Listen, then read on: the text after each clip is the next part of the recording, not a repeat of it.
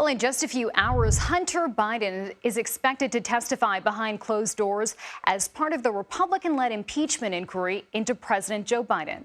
The president's son will likely face questions about his overseas business dealings, which his father denies having any involvement with. Scott MacFarlane is following the latest on this story from Capitol Hill. Scott, good morning. Janelle, good morning. It's going to be a marathon deposition. It's going to take the bulk of the day. Not only is it behind closed doors, it won't be videotaped, and the deposition transcript likely won't be released for days, if not weeks. Hunter Biden, though, is going to face questions that Republicans have already been signaling.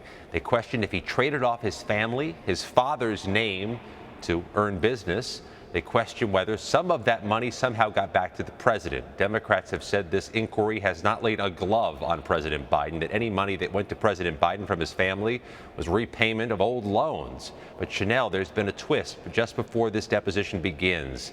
A star informant of the FBI, somebody whose story has been a justification for this whole inquiry, his story appears to have fallen apart. The FBI says Alexander Smirnov, shown there on the left, made up stories about the Bidens, potentially stories planted by Russian foreign agents. Republicans will plow ahead, though, with this deposition today, even though part of the justification for their probe has been kneecapped.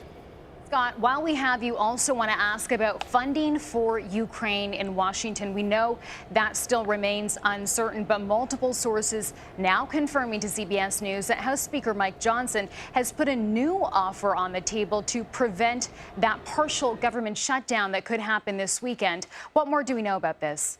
While the road is still very much uncertain on funding for Ukraine, there does seem to be some movement towards at least keeping the U.S. government open, a potential 1 or 2 week snooze button to extend time, to extend negotiations on all of the federal spending bills.